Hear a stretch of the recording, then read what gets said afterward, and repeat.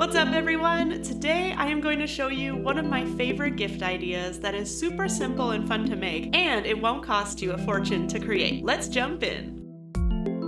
Several years ago, I received a cute framed Bible verse gift from a dear friend of mine, and ever since, it became one of my go-to ways to make a meaningful, personalized gift for the people I care about. If you have a big family like me, or even just lots of friends or coworkers, the bill for Christmas gifts adds up really fast. And for those of us who are just struggling to get by each month, it can make it really stressful when we want to do something so special for the people in our lives. And that's what makes this such a great option, because it really doesn't cost much. It has a lot of meaning, and it can be made with mostly things you have around the house. The materials you need to make this gift are a frame.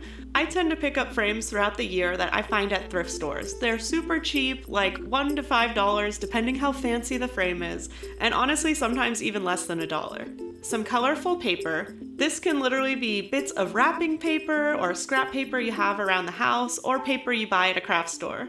A pen or a computer and printer. You can either write the verse or message, or if you want, you can type it and print it out. Whatever you feel most comfortable with and have available. And some glue or tape. You can use any type of adhesive. I use a double stick tape, but I've also used glue sticks or even just looping normal tape to make it stick on both sides. It doesn't have to be anything fancy, just what you have around the house will work fine.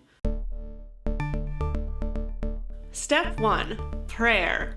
For me, the first thing I want to do is take some time to pray over the person and ask the Lord to reveal a verse or a phrase that would really mean a lot to them right now. This is the aspect that makes this gift so meaningful. I could of course choose a number of encouraging words or scriptures that are commonly used, but really taking the time to ask God what would speak to this person's heart for whatever season of life they may currently be in is what I think makes this gift more personalized and thoughtful.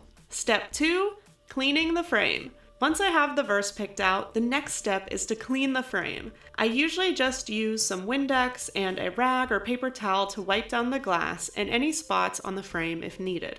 If the price tag is really sticky, I just use some Gooby Gone to wipe it off and then clean it again with Windex. And if you don't have Gooby Gone, don't worry, you can soak it in some hot and soapy water or just be really persistent with your Windex and it will eventually come off. Also, just a reminder to be careful when cleaning the glass, not to cut your finger on the edges. I definitely have done that in the past when I wasn't paying attention, so now I always try to use a towel or a rag to hold the glass while cleaning it, or I'm sure you could wear some heavy-duty gloves if you have them around too. Step 3, choosing your paper.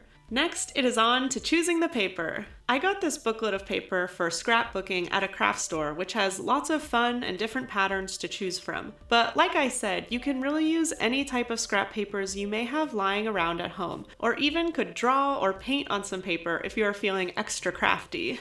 You can get as detailed as you want in this step. I usually like to keep it pretty simple, using just 1 or 2 different papers, maybe one more solid color and another with a fun pattern. And if you're going with a more Christmas theme, you can use wrapping paper. Snowmen, snowflakes, or Christmas tree themes can all be really fun options. And this is another step where you can be praying and asking the Lord if there's a certain color or pattern that will speak to this person. If it is someone you know really well, you may know their favorite colors or the style of their home and can try to match it to their decor. A little intentionality can go a long way. Step 4, writing your message. Now, for this next step, you can choose whether you prefer to write out the Bible verse or encouraging phrase yourself, or if you prefer to type it. I have done both options. Depending on the look of the frame and the paper, I may choose to write it out in nice lettering or cursive, but more often I do end up typing it. Being left-handed, I somehow always manage to smudge the ink with my hand.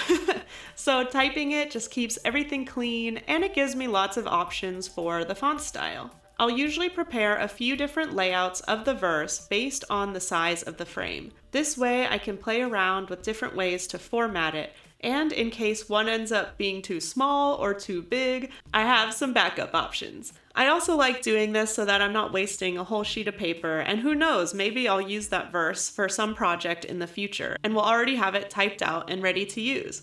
You can print it out onto colorful paper, but there's nothing wrong using normal printer paper if that's all you have on hand. After it's been printed, it is time to cut it out. I used a paper cutter here, but you can use scissors just as easily. If I want a straight edge, I'll use this cutting tool, but we'll choose scissors when I want to get a little more personality, or even those kind of scissors that cut out in a pattern can be really fun as well. Step 5, formatting the design.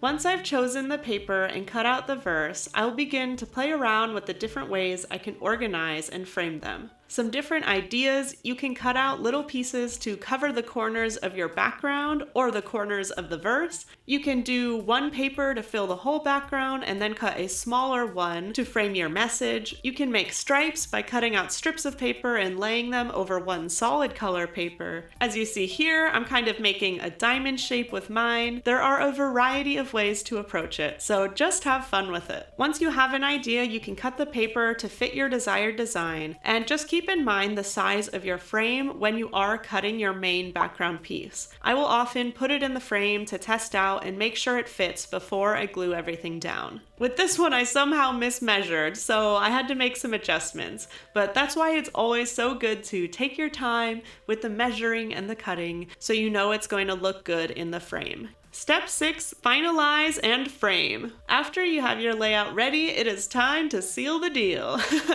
Use your glue or your tape to finalize the placement of your paper and verse. Then you are ready to stick it in the frame. By the way, I'd love to hear some of your craft gift ideas in the comments below.